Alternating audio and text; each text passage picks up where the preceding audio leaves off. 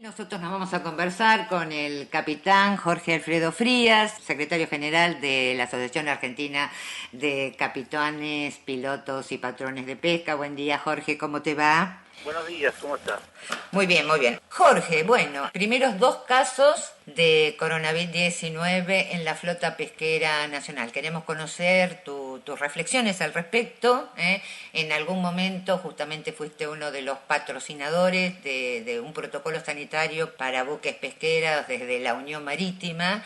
Bueno, como decías, ¿no? ¿Cuál es tu pensamiento al respecto? Bueno, el primer punto, lo que tengo para decir sobre los casos fundamentalmente del Siroco, me parece que está faltando tranquilidad, se ha perdido la tranquilidad porque la posibilidad de comunicarnos a través de redes y demás se adelanta a los tiempos de alguna manera. Nada de lo que se decía iba a ocurrir, de ninguna manera el buque iba a quedar flotando frente a la ciudad de Mar del Plata, el buque iba a entrar, de ninguna manera iba a ocurrir. En todo caso, lo que supone que el intendente Montenegro pretendía que era que el buque no ingresara a puerto, hubiera sido un exceso de su parte y que no hubiese prosperado, sin lugar a duda.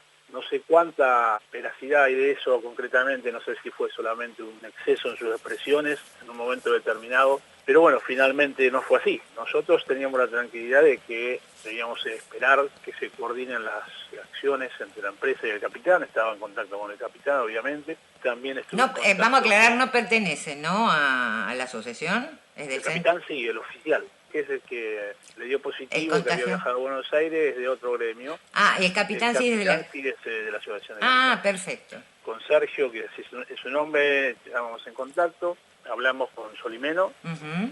y fuimos esperando los tiempos, pero la decisión de que el buque entraba estaba determinada. Y Cuando de tomaste hecho, por primera vez, vamos a ir por parte porque es súper rico e interesante, cuando tomaste por primera vez contacto con el capitán, ¿qué te manifestó? ¿Él ya se había comunicado con él habló prefectura? primero con nuestros delegados, Ajá. obviamente dije que ellos actuaran en contra de sus funciones, y cuando empezó esto de que si entraba o no entraba, bueno, ahí tomé contacto directamente yo, y de hecho también hablé con Solimeno, porque a nuestro entender, como representante de los capitanes, los únicos que pueden impedir que el buque ingresara es el propio capitán, obviamente, y en todo caso el dueño del buque, que tiene alguna cuestión de logística, manejar los tiempos para operar su buque. Ujú. Pero más allá de ello, nadie puede evitar que el buque ingresara, ni siquiera la prefectura. Esto es lo que se confunde. Se confundió mucho, sí. Esto fue uno de los puntos que a nosotros nos alejó del protocolo, que ahora se está ampliando, de los gremios de Mar del Plata que firmaron su protocolo, que en el mismo se le ha quitado facultades al capitán. El capitán no espera indicaciones de la Prefectura Naval Argentina, el capitán le informa a la Prefectura Naval, pero las decisiones las toma el capitán bajo su responsabilidad. Entonces, cuando se Esto, avasallan a ver Jorge, estos para derechos, que es donde quede claro, empiezan los porque desentendimientos, ¿no? en algún momento, perdóname que te interrumpa, Sí. y creo, ¿no? Hablando con Martín Merlini, que ya no está más en el cargo dentro de Sí. la presidencia del consorcio, él me decía que todo al mismo tiempo estaba enmarcado en el código, después de lo que ha sido la tragedia de las Torres Gemelas, todo estaba enmarcado dentro de ese código de protección de instalaciones portuarias y de embarcaciones, ¿no? O sea, por eso hay más allá, por supuesto que uno conoce la ley de navegación, conoce las facultades que tiene un capitán, pero más allá de todo eso, ese código venía a cambiar un poco la situación dentro de las terminales portuarias. Por eso decía, más allá de ese código, siempre el capitán va a tener la facultad de determinar si ingresa o no a puerto. Cada vez que nosotros ingresamos a puerto, Uh la -huh. prefectura nos dice que lo hacemos bajo nuestra responsabilidad. Ok. Entonces, ¿por qué voy a preguntarle a la prefectura si entro o no entro? Es una decisión mía, que me faculta la ley, y en todo caso, más allá de lo que diga este Uh código, que la -huh. verdad, sin ofender a nadie, sin molestar a nadie, sin entrar en otra discusión, es un código que puede ser muy estricto, pero es endeble en la práctica, porque si uno recorre los distintos puertos argentinos, son absolutamente endebles justamente en cuanto a la seguridad para el ingreso de ese mar abierto, ¿no? Uh -huh. Se supone que es un código que protege a los países de los ingresos portuarios por ataque, fundamentalmente, porque lo de la Torre Gemela fue un ataque, entonces está... Sí, tiene que ver con la fundamentado en esa seguridad. acción, exactamente. Recordá todo el conflicto Sí, perdón. No, recordá todo el conflicto que tuvo lugar en el puerto de Mar del Plata cuando Prefectura, tras una inspección, le había quitado la certificación a la administración portuaria, ¿no?, que estaba comandando Merlín en ese entonces. Sí, porque encontró ciertas debilidades en el cumplimiento de un código que de ninguna manera el cumplimiento de esas cuestiones puntuales nos daban más o menos garantía a los ciudadanos de estar protegidos en el puerto. La clausura fue porque en las innumerables obligaciones que implica ese código había algunas faltantes, pero la verdad que cuando uno las analizaba no tenía comparativa con un tema de seguridad militar ni nada de eso. O sea, eran minucias, para vos eran minucias. Sí, obviamente, un alambre que estaba caído allá en uno de los laterales, cosas así, bueno, está bien. Había una desidia, si se quiere, sí, pero que provoca un temor en la ciudad que podemos ser atacados. Bueno, tiene que ver con eso. Entonces digo, para no irnos por la rama, lo que yo quiero decirte de esa facultad que tiene el capitán es la responsabilidad sobre el buque, las vidas y la carga. Y en función de eso, él va a actuar según lo que él considere conveniente, bajo su responsabilidad. Y después dará las respuestas que tenga que dar y asumirá las responsabilidades que le correspondan. Pero de ninguna manera el capitán es alguien que va a ser manipulado desde tierra mientras él está flotando. El capitán ya tenía la decisión de entrar, iba a entrar en el día de ayer, no el día que lo hizo. Pero bueno, nosotros tomamos contacto con él, hablamos con Solimeno. ¿Y qué dijo Solimeno? ¿Qué dijo Solimeno? ¿Cuál era el pensamiento de Solimeno? Solimeno manifestó que en ningún momento él pretendía dejar el buque afuera, que él se encontró con las trabas del municipio y del consorcio. Y bueno, ahí es donde nosotros le dijimos que si él no se oponía y el capitán tenía la decisión de entrar, nosotros íbamos a centrar al buque, obviamente primero con el diálogo, y si no íbamos obviamente a proteger al capitán con una presentación ante el juez, y el capitán iba a entrar al buque como normal, iba a avisar a la prefectura que iba a entrar, y lo iba a hacer, y se iba a amarrar donde podía, y después ya sería un problema de la logística de la empresa y del consorcio, cómo acomodar el barco, pero de ninguna manera se iba a quedar afuera. Porque creo que en el protocolo que ustedes habían elaborado, ustedes habían determinado que debería tenerse ya un lugar dentro del puerto para el caso de que ocurriera lo que pasó después con el Scirocco, ¿no? Sí, un lugar específico. Nosotros terminamos consolidando un protocolo con las cámaras, con CAPECA, la Cámara Congeladora a nivel nacional, y en particular con CAPIP, la Cámara de Puerto Madryn.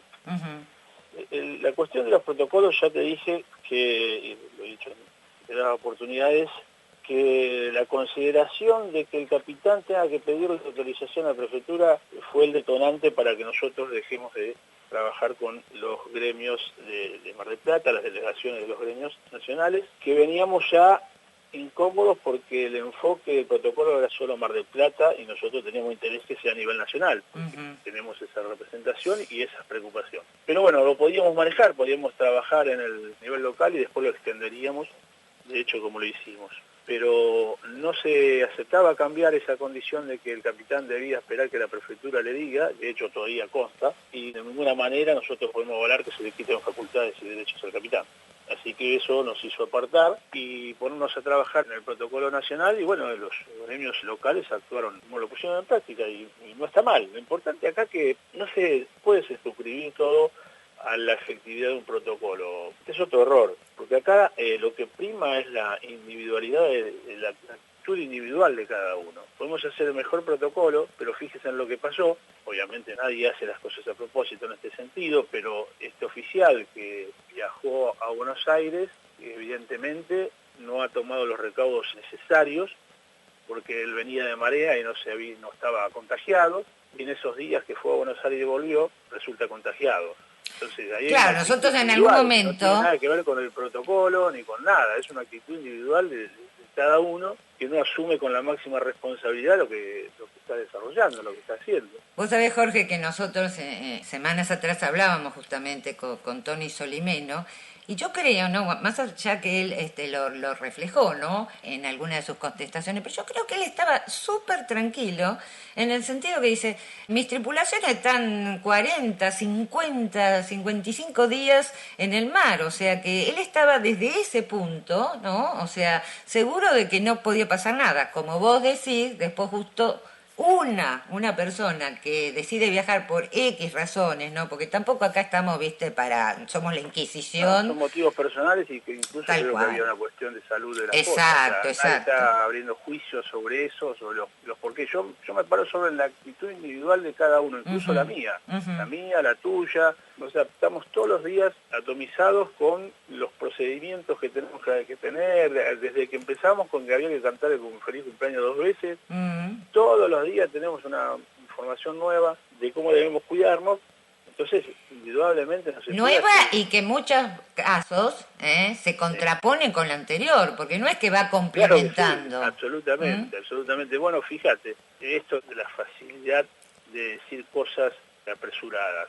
Hablar de hacinamiento, nosotros embarcamos de conformidad. De todo hace años que vamos a trabajar en los barcos, y los barcos son así, son barcos de pesca, no son barcos de turismo. Este fue uno de los fundamentos que le hice llegar al señor intendente y al consorcio también.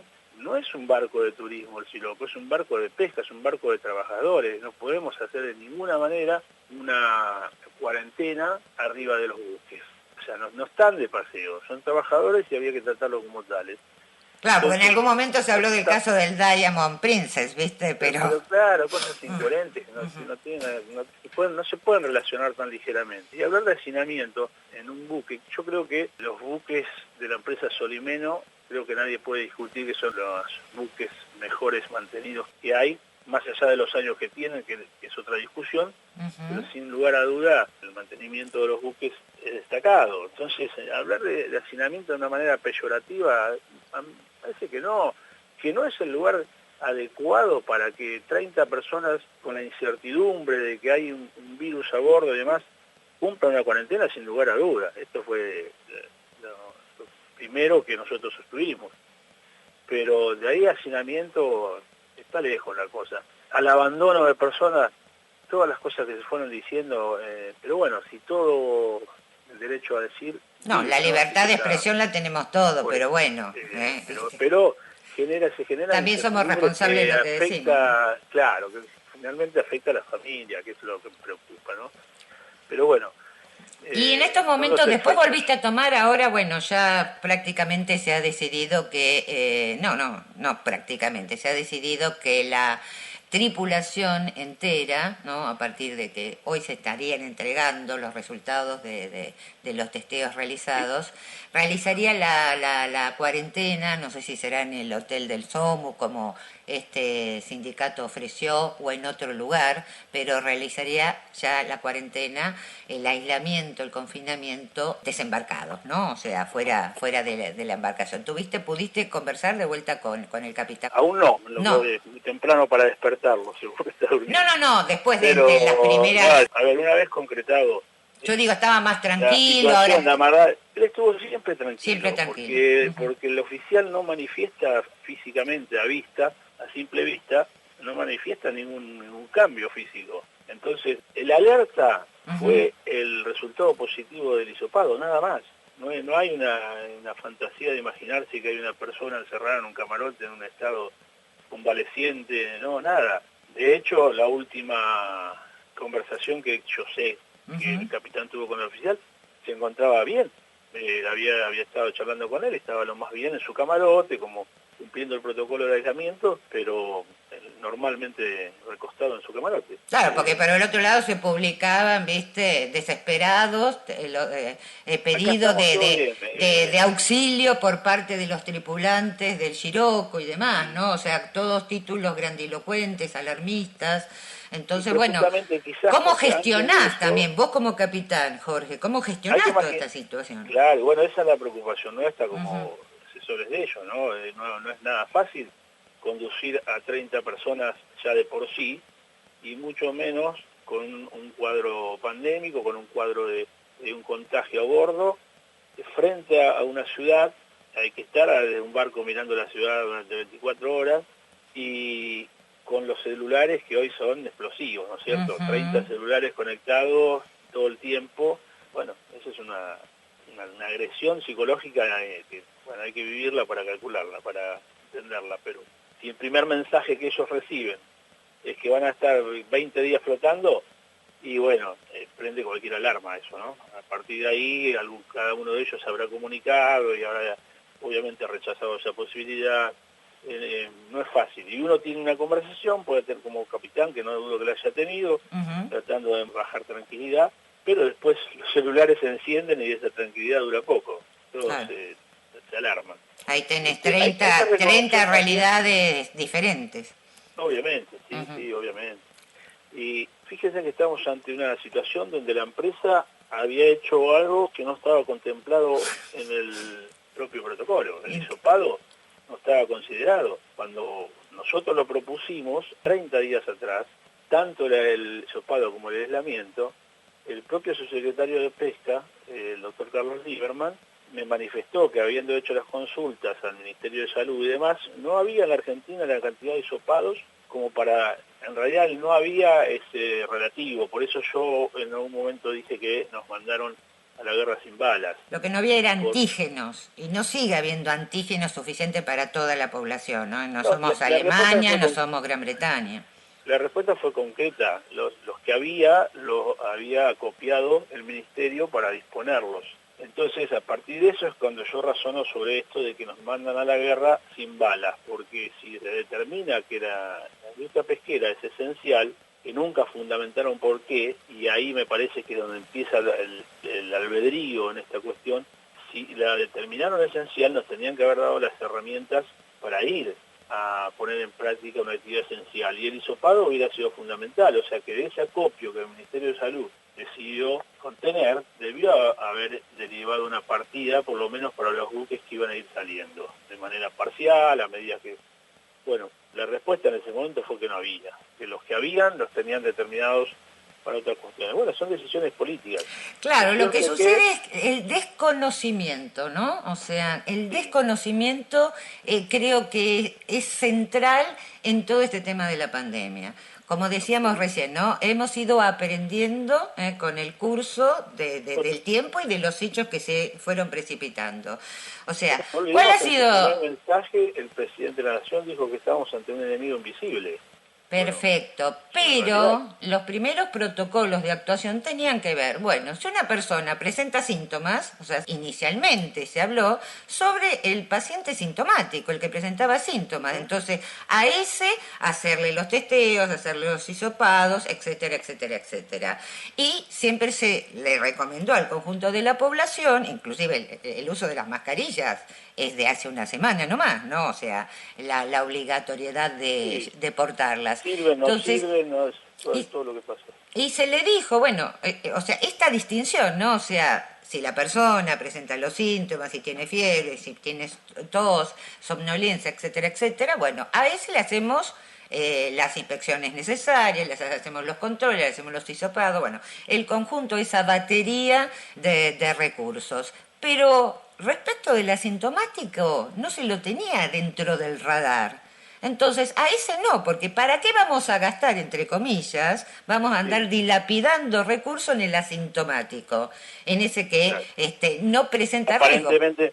Aparentemente estaría sano.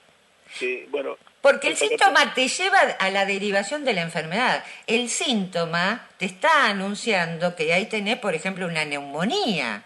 Entonces, en cambio, si estás asintomático, no vas a desarrollar la neumonía. Esa es un poco la lógica médica que se nos presentó. Bueno, y como vos decís, pero hubo, acá en el caso de Solimeno, como en el caso de Moscusa, etcétera, etcétera, como en el mismo caso de Glaciar, del Atlantic Surf, bueno, hubo armadores que dijeron, bueno, yo me voy a curar en salud y les voy a hacer los hisopados. O sea, más, porque cuando llegó la noticia a los medios nacionales, más allá de la ensalada que armaron con todo este tema, los medios nacionales no entendían, porque ellos creían que la persona estaba sintomática y decían, qué falta de responsabilidad subir a personas que poseen, que tienen los síntomas. Los medios nacionales, no sé si vos tuviste oportunidad, pero yo tuve oportunidad de conversar en un programa medio nacional donde en el panel incluso hay un médico y un abogado, 2 abogados, y en ningún momento consideraron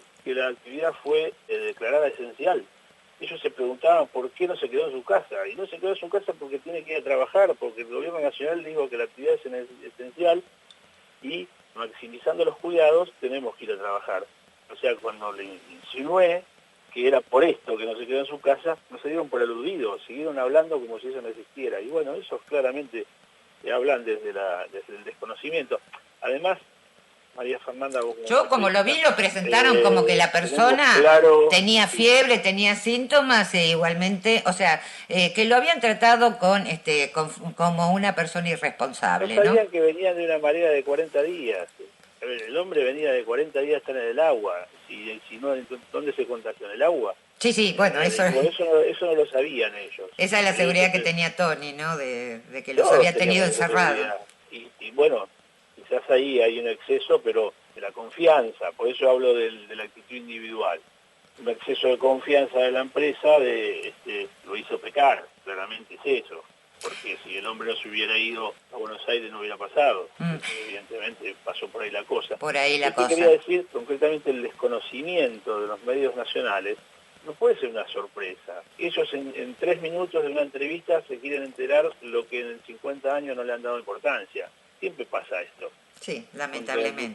Con la industria pesquera pasa esto. La Argentina, un gran porcentaje vive de espaldas a todo lo que pasa en el mar argentino y de pronto, por un naufragio, por esto de la pandemia, titulares en los medios y en 3 minutos pasan 30 años de la industria pesquera argentina. Es que me da bronca, o sea, me da bronca porque siempre somos noticia a nivel nacional, somos... Por lo malo. Por lo malo, exacto. Tal por lo cual. negativo, lamentablemente, es así. Sí, tal cual. ¿Sabés algo del tema de lo del Atlantic Surf? ¿Cómo fue? Porque a mí no me termina de cerrar. Que teníamos yo un creo caso. que parte de todo justamente lo que vos estás reiterando, que es las variantes diarias de todo, ¿no? Porque bueno, yo tengo un amigo que me contaba lo que había pasado ahí, incluso mandaba los audios entre los compañeros. Lo mismo, la persona está bien, me dio positivo y después la contraprueba dio negativo, y bueno, todos son... Pero viste que se anunciaba que no congruente, o sea... ¿Hubo una palabra autorizada de la empresa? Sí. Yo no la escuché. No, pero te estaba diciendo así. No escuché. Bueno, estaba el representante de Glaciar hablando, creo. Bueno, por eso yo no lo escuché. Si habló. Bueno, creo que la palabra de representante es la válida. Cuando habló Solimeno, me parece que yo no le voy a discutir al dueño del barco sus manifestaciones. Entonces, no escuché al de Glaciar Pesquera, pero sí después escuché un montón de cosas que no se le pueden dar al escudero, porque no sabes de dónde vienen, quién las dice, son audios donde nadie se identifica. Bueno, eso hay mucho. Pero, Jorge, ¿qué aprendimos del caso?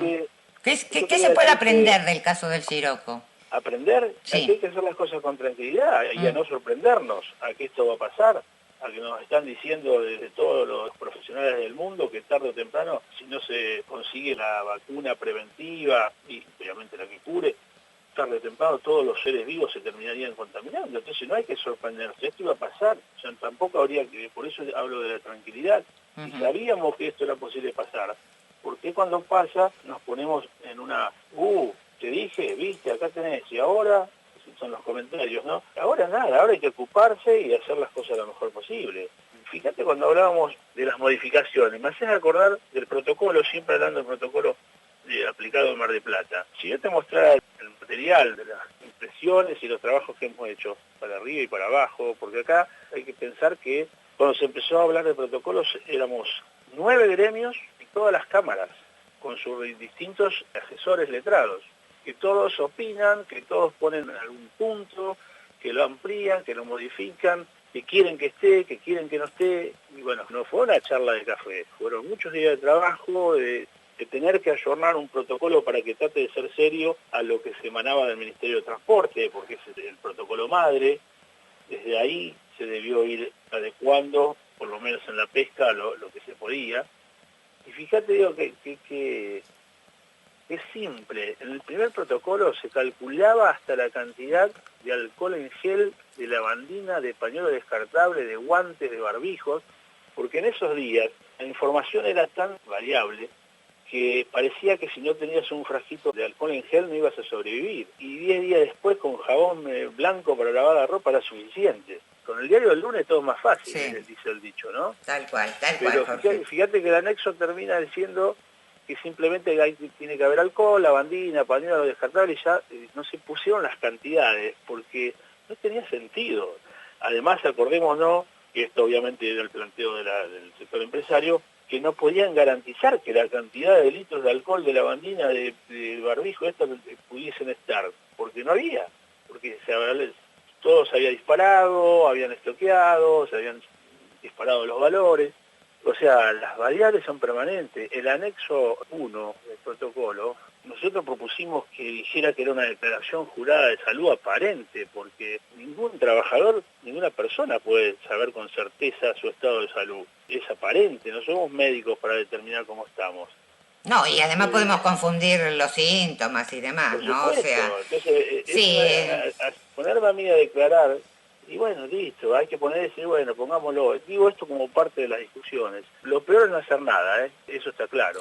no, Acá no o sea, hay que valer yo tengo una postura y la sigo sosteniendo, que frente a todo esto ha sido la actividad privada y la que se ha declarado esencial, porque la otra está en casa o a través del teletrabajo, pero ha sido la actividad privada la que ha sustituido en muchas funciones al Estado, porque el Estado se ha olvidado, del Estado. se ha olvidado. Que me permitas apuntar esto porque se me va en la conversación. Cuando traté de decir que el disparador de todos estos entretelones fue justamente la propia decisión desde el Estado, donde dice, para que se entienda, lo voy a decir de manera muy simple, que la actividad es esencial, pero pónganse de acuerdo ustedes. Y hoy nos quedamos entre los empresarios y nosotros y los trabajadores con el famoso cri-cri. Porque ¿cómo? Si me estás determinando que tengo que ir a poner en práctica una actividad, una de las actividades de mayor riesgo en el mundo, a producir, y no me das pauta, me decís, bueno, pónganse de acuerdo ustedes, porque por ahí recordemos que no sabíamos si la prefectura tenía que intervenir, si Sanidad de Frontera tenía que intervenir, si los consorcios tenían que intervenir. Nadie sabía nada. Bueno, pero porque, como digo, o sea, la actuación del Ministerio de Trabajo a nivel nación, Ministerio de Trabajo a nivel provincia, Subsecretaría de Pesca Nacional, Subsecretaría de Puertos y Vías Navegables, Subsecretaría de Actividades Portuarias Provinciales, ¿dónde estuvieron? Apenas esbozaron algún tipo de procedimiento, esbozo de procedimiento, ¿no? Bueno, y a eso es lo que yo llamo ausencia del Estado. Bueno, pero no era tanta la ausencia del Estado, porque el decreto original puso en espaldas del Ministerio de Salud toda la actividad. Por eso Prefectura a nosotros tarde, con un tiempo bastante amplio, fue el único ministerio que nos respondió. Vos sabés que nosotros nos mandamos carta a los ministerios involucrados y a la Prefectura al respecto de las acciones que se debían tomar. ¿Y el único que le respondió fue? Prefectura, 10 días después, me parece que hace 2 o 3 días recibimos la respuesta. Era una respuesta que obviamente ya la conocíamos, nosotros sabíamos la situación de Prefectura, pero queríamos dejarla plasmada porque nuestros propios socios nos preguntaban.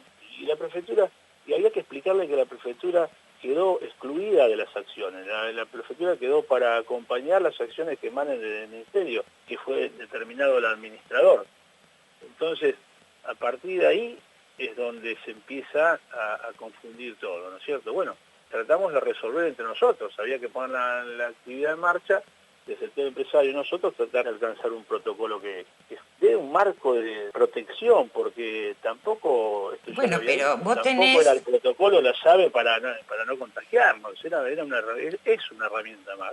Tal cual, Jorge, bueno. No es la garantía de nada. En definitiva, vamos aprendiendo sobre la marcha, poniendo la mejor buena voluntad de nuestra parte, pero insisto con esto, ¿no? Hay determinadas actividades estatales que son indelegables. Jorgito, te tengo que dejar, así que bueno. Vos siguiendo ahí confinado, ¿no? Yo trabajando más que antes, porque yo sigo atendiendo la obra, sabés que soy presidente de la obra social también, tenemos 60 personas que dependen de nosotros, preocupados por algunas intervenciones de algunos legisladores, como vos dijiste, ellos siguen cobrando el sueldo, pero presentan proyectos para que la actividad de la industria siga siendo golpeada, pero no solo por los impuestos que se están aplicando, o que se pretenden aplicar concretamente en la provincia de Chubut, que nosotros no la miramos de lejos para nada, porque es como salvando la distancia, por supuesto, ¿no? Pero esto es como lo del coronavirus, si avanza en Chubut, después algún trasnochado también lo puede hacer en la provincia de Buenos Aires y en el resto del país. Bueno, tenemos ahí en cierne el famoso impuesto patriótico, así que no sabemos qué va a pasar. Los legisladores tienen que entender definitivamente que el pueblo no los vota para inventar impuestos y sustentar su gestión en los impuestos que inventan. Tienen que administrar, tienen que gestionar, tienen que tener creatividad, tienen que tener capacidad para generar empleo y producción, no solamente crear impuestos. Es muy fácil llevar una gestión adelante inventando impuestos todos los días. Y de hecho, bueno, hay otro que pretende que es un tema que nos preocupa, y nos preocupa mucho porque todo lo que impacta por ese lado termina impactando al trabajador. Absolutamente. Por eso dije que esto no hay que mirarlo de costado. Esto no es un impuesto para el empresario, porque después nosotros eso nos conlleva a tener grandes discusiones con el sector empresario que no quieren trasladar el costo del impuesto. No, directamente con el cierre de las empresas y de la fuente de trabajo. Bueno, Jorge, te tengo que dejar, te mando un cariño grande. No me falta. Seguro. Seguro.